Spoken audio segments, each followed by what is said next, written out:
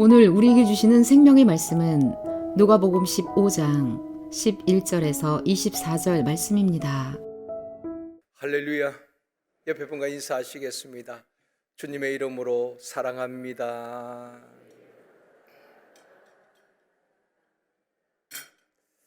다시 한번요. 이 시간 은혜 받읍시다.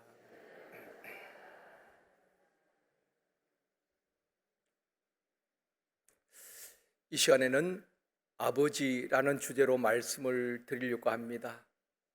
오늘 본문에 보면은 아버지라는 단어가 14번 나오고 있습니다. 아버지, 아버지 하는 단어가 계속 반복되어 나옵니다. 조금 전에 보셨던 영상도 아버지에 대한 영상입니다. 35년 동안 가장으로 가족을 책임지고 한결같이 앞만 보고 달려오신 아버지, 그분은 운전하시는 분이셨습니다. 길가에 핀 꽃도 사람을 보를 겨를 없이 가족들을 위하여서 한 길 앞을 바라보고 달려오셨던 아버지였습니다. 그분에게는 아들이 있는데 아들은 그 아버지의 사랑과 아버지의 마음을 다 알지 못했지요. 그 아들이 장성하고 아버지는 은퇴하게 됩니다. 은퇴하고 몸이 좋지 않아 병원에 계시면서도 늘 아버지는 아들을 걱정입니다. 밥을 먹었는지 너무 과로하지 말라고. 병원에서도 늘 아들을 걱정하는 것이 우리 모든 아버지의 마음 아니겠습니까? 이 아들이 나중에는 대형면허를 따고 아버지가 35년 동안 달렸던 그 길을 운전하면서 아버지의 마음을 알아가게 되는 것입니다. 그러면서 아버지 고맙습니다. 아버지 너무 감사했습니다. 가족들을 부양하시느라고 얼마나 힘드셨습니까? 조금이나마 아버지의 마음을 알 것 같습니다. 그런 영상이었습니다. 2주 전에 저희 둘째 딸 은진애와 저녁 식사를 하기 위해서 산막사를 간 적이 있었습니다. 제가 운전을 하면서 뒤에 딸과 손녀를 태우고 갔는데 은지와 유리가 영어 놀이를 하는 것입니다. 엄마가 한글로 물으면 아이가 영어로 답을 하는 것입니다. 요 사이에는 어린이집에서도 다 영어를 가르치잖아요. 그래서 엄마가 우유를 영어로 뭐라고 하지? 그러면 유리가 대답합니다. 밀크. 그리고 붉은색을 뭐라고 하지? 레드. 그러면 파란색은 영어로 뭐라고 하지? 블루. 네 번째 또 묻습니다. 아빠는 영어를 뭐라고 하지? 저는 father 그럴 줄 알았습니다. 엄마가 아빠는 영어로 뭐라고 하지? 그랬더니 이 아이가 주저하지 아니하고 배유선 그러더라고요. 자기 아버지 이름이 배유선이거든요. 그 이야기를 들으면서 제가 운전하다가 참 웃은 적이 있습니다. 여러분 중에 아버지가 살아계신 분들도 있을 것입니다. 또 함께 계시는 분들도 계시고 또 어떤 분들은 부모님이 지방이나 또 시골에 계신 분들도 있을 것입니다. 또 돌아가신 분들도 있을 것입니다. 아버지 하면 무엇이 떠오릅니까? 언제나 말이 없으시고 무뚝뚝한 아버지, 때로는 엄격하신 아버지, 그러면서도 가장으로서 가정의 든든한 버팀목이셨던 아버지. 요즘 젊은 아버지는 얼마나 자상합니까? 아이들도 돌보고 심지어 가정일도 젊은 아버지들이 하더라고요. 우리나라 정서상 어머니에 대한 감정은 좋지만 아버지에 대한 감정은 좋지 못한 경우들이 있습니다. 아버지는 좀 엄격하시고 그러다 보니까 아버지에 좋은 추억들이 없는 경우도 있습니다. 오늘 성경에 보면은 두 아들을 둔 아버지가 등장합니다. 이 아버지에게는 두 아들이 있었습니다. 둘째 아들이 굉장히 모험심도 있고 독립심이 강한 아들이었습니다. 그가 성인이 되니까 이제 독립을 하고 싶고 아버지를 떠나서 자기 나름대로 꿈을 펼치고 싶었습니다. 그래서 아들은 아버지에게 자기에게 돌아올 유산을 미리 달라고 요구를 합니다. 아버지가 생각할 때는 아들이 아직 어리고 사회 경험이 없기 때문에 좀 더 아버지 밑에서 성장하고 배우고 난 다음에 독립하기를 권합니다. 그런데 이 둘째 아들은 자기의 뜻을 굽히지 아니하고 아버지에게 자기에게 돌아올 분깃을 달라고 계속 요구를 합니다. 자식 이길 부모가 있겠습니까? 결국 아버지는 둘째 아들에게 재산을 줍니다. 그리고 둘째 아들은 아버지 집을 떠나게 됩니다. 첫 번째로 생각할 수 있는 것은 아버지 집을 떠난 둘째 아들입니다. 둘째 아들은 나름대로 꿈을 안고 아버지 집을 떠나서 먼 나라로 가게 됩니다.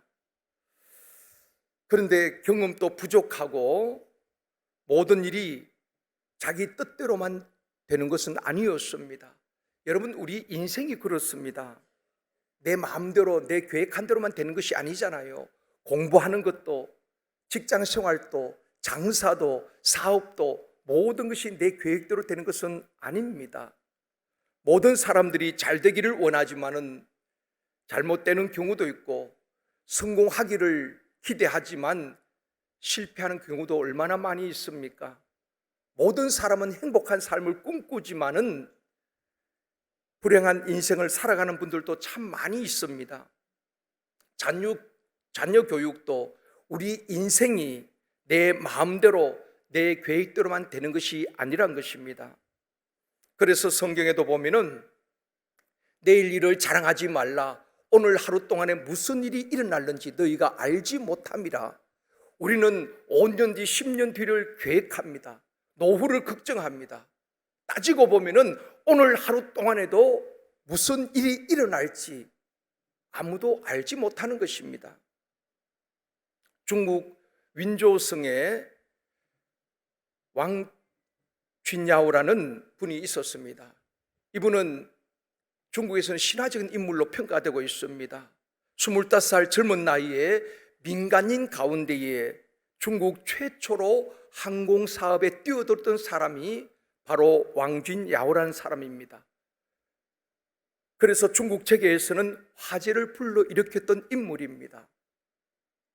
사업에 성공했습니다. 결혼도 했고요. 많은 돈을 벌었습니다. 그런데 안타깝게 38살 젊은 나이에 장암으로 죽게 됩니다. 그러자 그의 모든 재산은 부인에게 상속이 되었습니다. 재미있는 것은 어마어마한 재산을 가진 그 미망인이 재혼을 하게 되는데 누구와 재혼했는가 하면은 남편의 운전기사와 재혼을 하게 되는 것입니다. 돈 많은 미망인과 결혼한 이 운전기사가 행복해하면서 이런 말을 했습니다. 이것이 또한 중국의 화제가 된 적이 있습니다. 전에는 내가 왕 회장을 위하여 일한다고 생각했는데 이제 와서 보니 왕 회장께서 나를 위해 계속 일하고 있었다는 것을 알게 되었습니다. 이 말을 해서 또 화제가 된 적이 있습니다. 지금까지는 자기가 왕 회장의 운전을 해주고 왕 회장을 위해서 일한 줄 알았는데 지금 지나고 보니까 왕 회장이 자기를 위해서 일했다는 것입니다.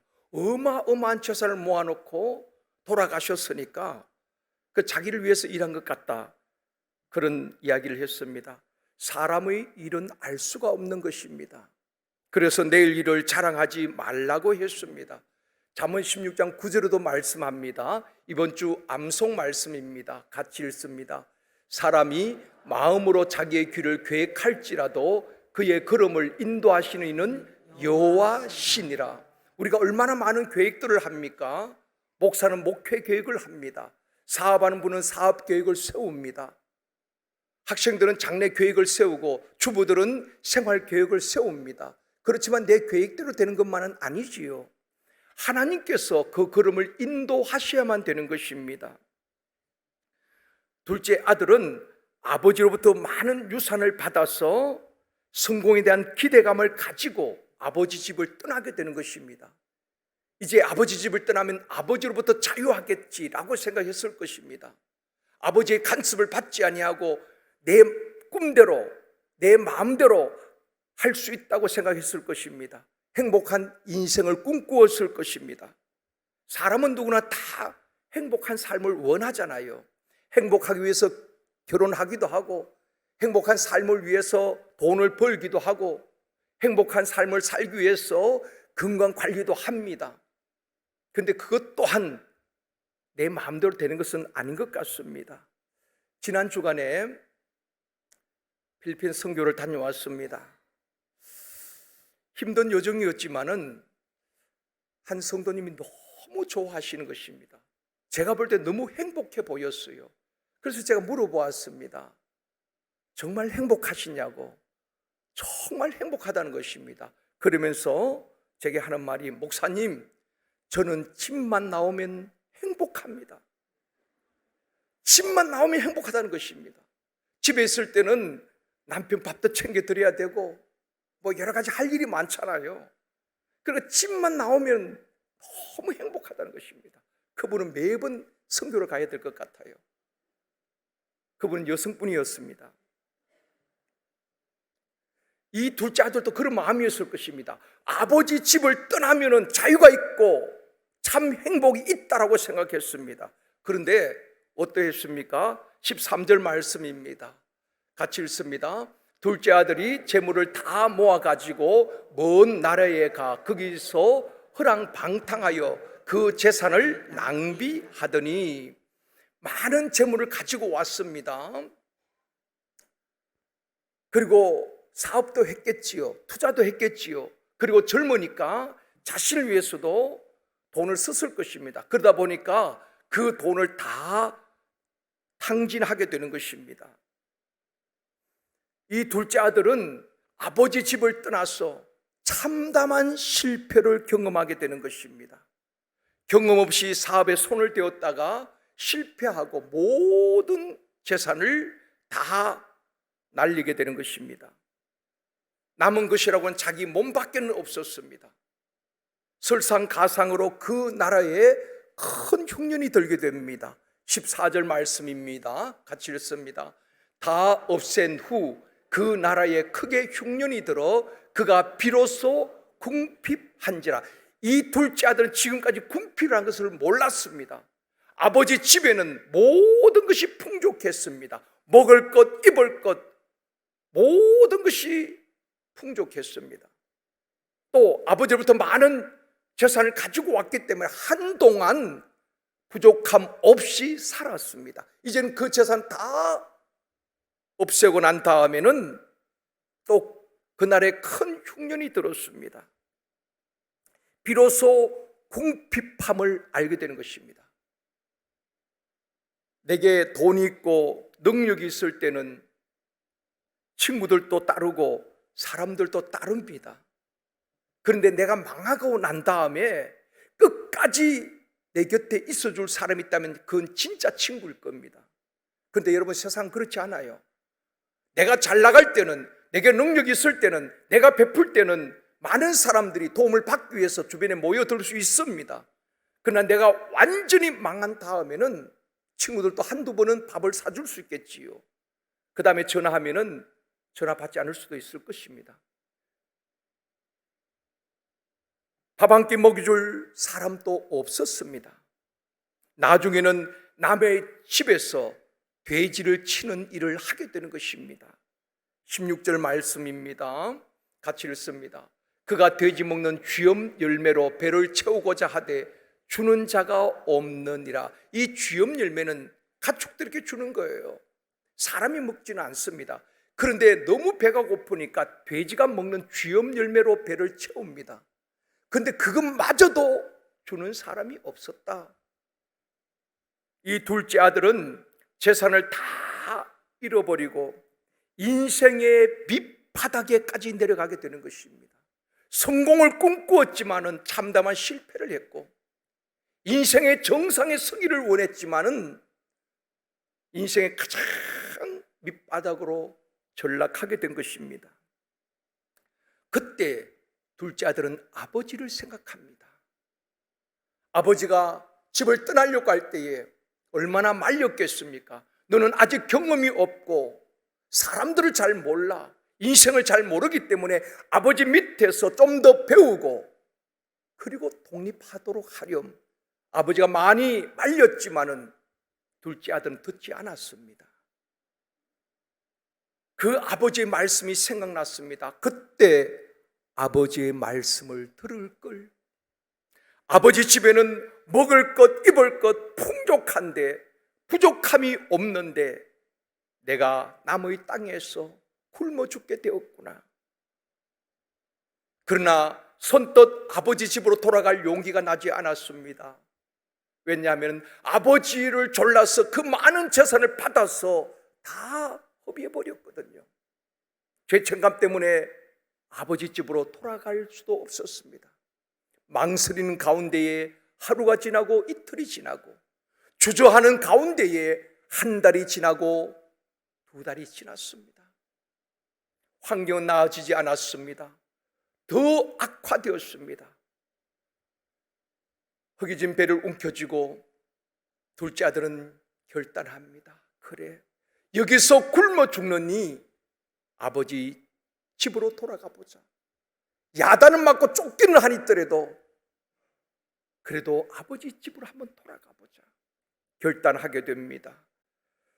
두 번째로 아버지 집으로 돌아오는 둘째 아들입니다. 어떤 신학자는 기독교의 영성, 기독교의 신앙을 이렇게 정의했습니다. 아버지를 떠났던 죄인이 아버지하고 아버지 품으로 돌아오는 것이 신앙이다. 그렇게 정의를 했어요. 여러분, 둘째 아들은 아버지 집을 떠났지만은 우리는 아닐까요? 오늘 교회에 나왔기 때문에 나는 아버지 집에 있다고 생각하십니까? 내 마음에 주님이 계시지 않는다면은, 내 마음에 아버지가 주인이 아니라면은 우리는 교회에 나왔을지라도 어쩌면은 주님을 떠나 있는 사람입니다. 교회 안에 탕자일 수 있다는 것입니다.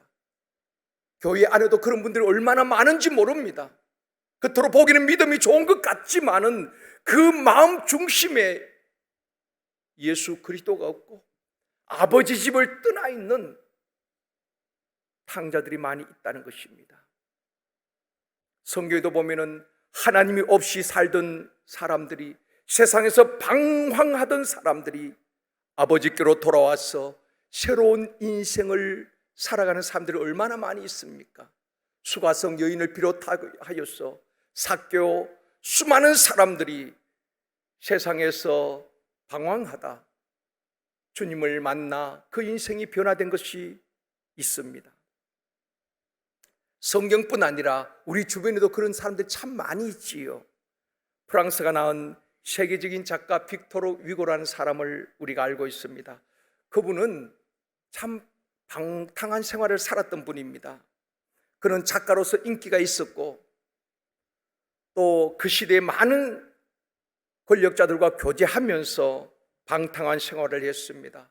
그에게 사랑하는 딸 레오가 있었는데 그 딸이 참 믿음이 좋았던 것 같아요. 아버지의 방탕한 모습을 보면서 레오는 아버지께 늘 그렇게 말합니다. 아버지, 언제까지 그렇게 사시렵니까? 아버지, 언제까지 그렇게 죄악 가운데 방황한 삶을 사시렵니까? 아버지, 하나님 아버지 품으로 돌아오세요. 딸이 늘 아버지께 간청했지만 아버지는 듣지 않았습니다. 세상 친구들 어울리는 것이 좋았고, 세상 인기가 좋았고, 세상 쾌락이 좋았기 때문에 딸의 말이 마음에 와닿지 않았습니다. 그런데 그 사랑하는 딸 레오가 물에 빠져 죽게 되는 사건이 일어나게 됩니다. 딸의 죽음 앞에 이 빅토르는 큰 충격을 받게 되지요. 세상 인기, 세상 명예, 권력이 딸의 죽음 앞에 무슨 의미가 있었겠습니까? 절망 가운데 빅토르 위고는 자기의 모든 생활을 정리합니다. 세상 인기도 내려놓고 세상 명예 권세 다 버리고 화려했던 파리의 생활을 접고 시골로 내려가게 되는 것입니다. 그 시골 생활을 하는 가운데에 잃었던 하나님을 찾게 되는 것입니다. 빅토르 위고는 이렇게 고백합니다. 하나님을 만나는 순간 내 인생의 모든 저주는 사라졌습니다. 이게 빅토르 위고의 고백이에요. 세상의 행복을 쫓아서 그렇게 살았지만은 인기도 명예도 한순간 다 지나가는 것이었다는 것입니다. 내가 하나님을 만났을 때에 내 인생의 모든 저주가 끊어졌다라고 고백을 하고 있습니다. 그리고 빅토르 위고는 하나님 앞에 지난날 죄악 가운데 살았던 자신의 삶을 철저하게 회개합니다. 하나님의 은혜로 새로운 작품을 쓰게 되는데 우리가 잘 알고 있는 레미 제라블 그리고 노트르담의 곱추라는 수많은 명작을 남긴 위대한 작가가 된 것입니다. 사랑하는 성도 여러분, 오늘 본문 나오는 둘째 아들도 인생의 밑바닥에서 아버지를 생각하고 아버지께로 돌아오게 되는 것입니다. 세상 명예와 세상 행복을 쫓아서 가보았지만은 이 둘째 아들은 참담하게 실패를 하게 되는 것입니다. 인생의 밑바닥에 내려가 보니까 사랑했던 사람도 내 곁을 떠나고 그렇게 따랐던 친구들도 외면하고 떠나가게 됩니다. 나중에는 그 쥐염염매조차도 주는 자가 없었다고 말하고 있습니다. 여러분, 이것이 우리 세상 아니겠습니까? 그러나 하나님 아버지는 우리를 버리지 아니하시고 끝까지 함께 하실 줄 믿습니다. 내가 실패했다고, 내가 넘어졌다고, 사업에 실패하고 결혼에 실패했다고, 내 몸이 병들었다고 우리 하나님은 결코 외면하신 분이 아니라는 것입니다. 하나님의 사랑은 우리 인간의 말로 표현할 수가 없는 것입니다. 사람은 그러지 못하지요. 김병의 효자가 없다고 했습니다. 내 부모라도 오랫동안 투병하시다 보면은 자녀들에게 짐이 되고 부담이 되기도 합니다. 멀어지기도 하지요. 그러나 우리 하나님은 내 몸이 병들었을 때라도 외롭고 고독한 가운데에 인생의 밑바닥에서 처절한 삶을 산다 할지라도 외면하지 아니하시고 돌아오기를 기다리고 계시는 좋으신 아버지인 것입니다. 그 아버지는 이렇게 말씀하십니다.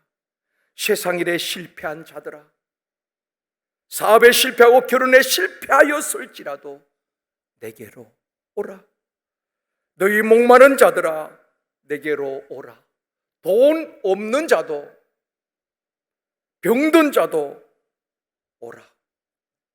수고하고 무거운 짐진 자들아 다 내게로 오라.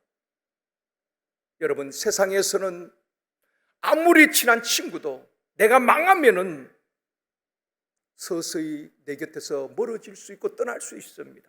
그런데 우리 하나님은 오히려 망한 사람, 실패한 사람, 수고하고 무거운 짐진 자들아 다 내게로 오라. 오라는 것은 해결할 능력이 있다는 것입니다. 그분은 전능자이십니다. 둘째 아들이 재산을 다 탕진하고 거지가 되어 돌아올 때에 아버지가 어떻게 반응하십니까? 세 번째로 회복시켜 주시는 사랑의 아버지입니다. 둘째 아들이 두렵고 떨리는 마음으로 돌아옵니다. 배가 고파 허기진 몸으로 비틀거리면서 냄새난 누더기 옷을 입고 아버지께로 돌아옵니다. 20절 마지막 부분 같이 읽습니다.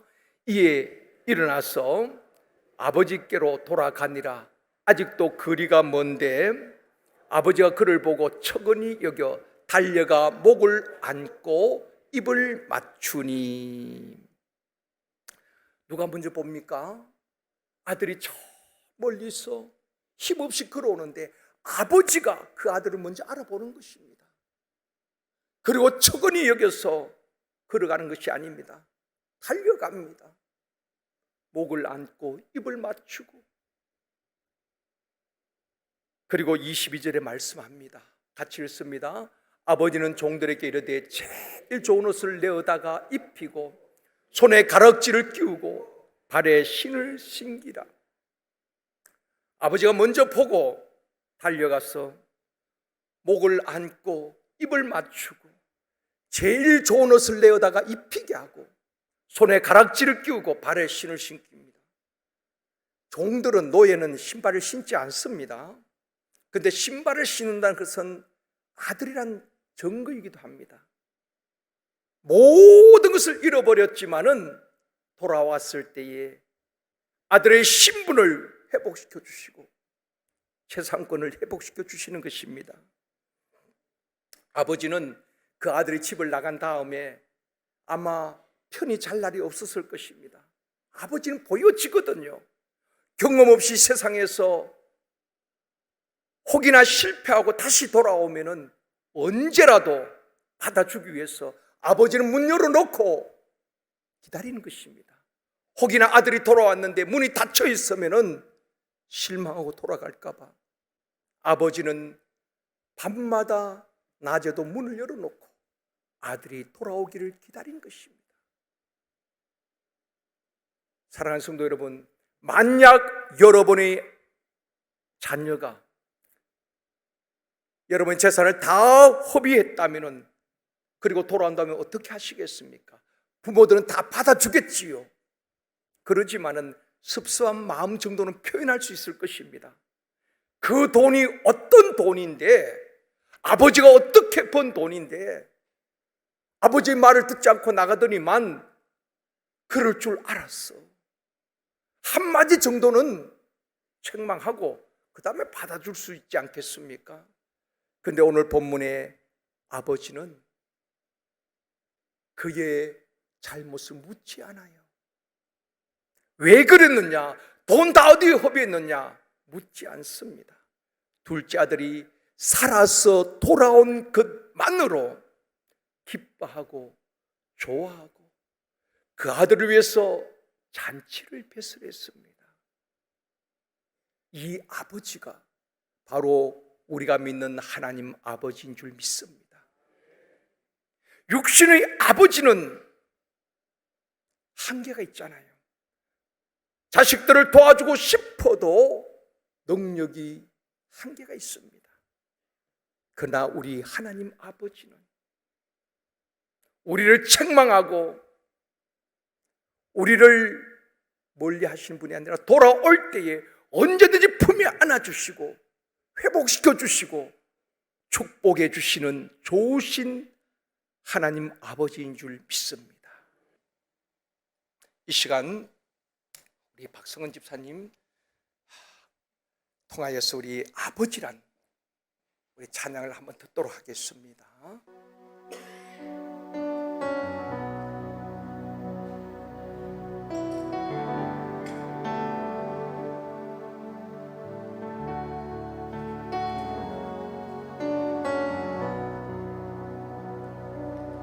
아버지 불러만 봐도 그 사랑에 눈물 나요.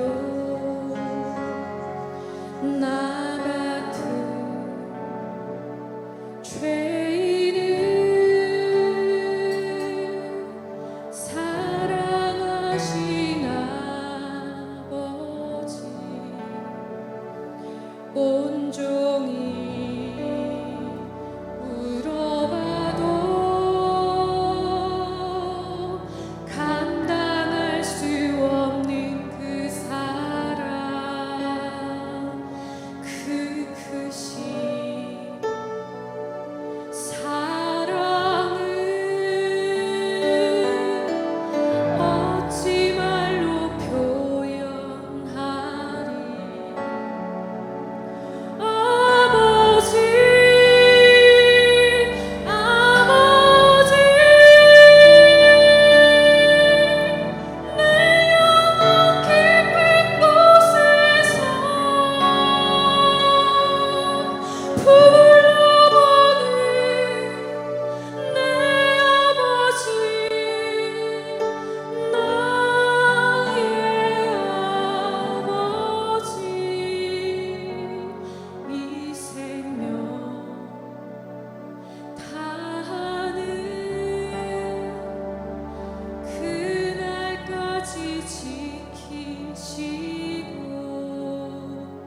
인도하심 참 좋으신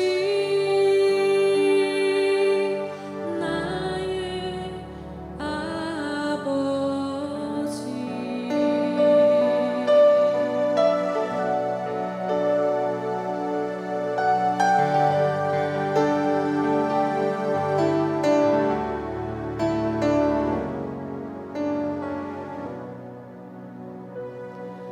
아버지 생각만 해도 그대에 감사해요. 날 위해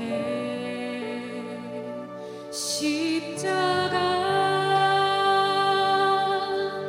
대신 지신 그 사랑 아버지 그 사랑이 강물처럼 흘러넘쳐요. 그 크신 사랑을 어찌 말로 표현하리. 아버지 아버지 간절히 두 손을 잡고 불러보는 내 아버지 나의 아버지.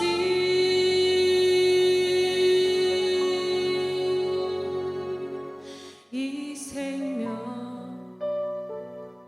다하는 그날까지 동행하며 인도하신 신실하신 나의 아버지. 아버지 참 좋으신 나의 아버지.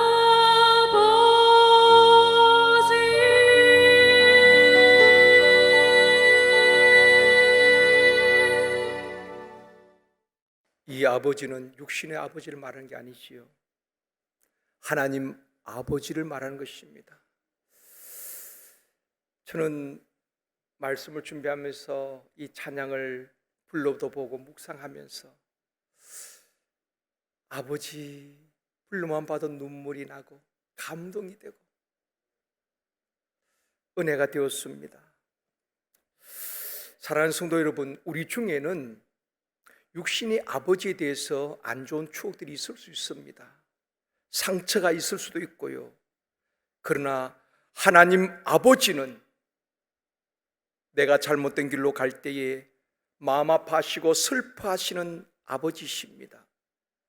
둘째 아들처럼 아버지 집으로 돌아올 때에 과거를 묻지 않으시고 용서하시는 사랑의 하나님 아버지인 줄 믿습니다.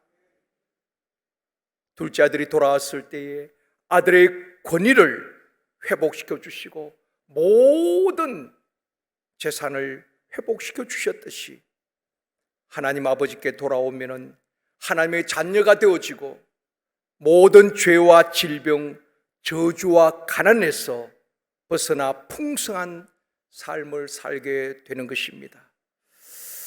사랑하는 성도 여러분, 사람은 누구나 세상에서 실패할 수 있습니다.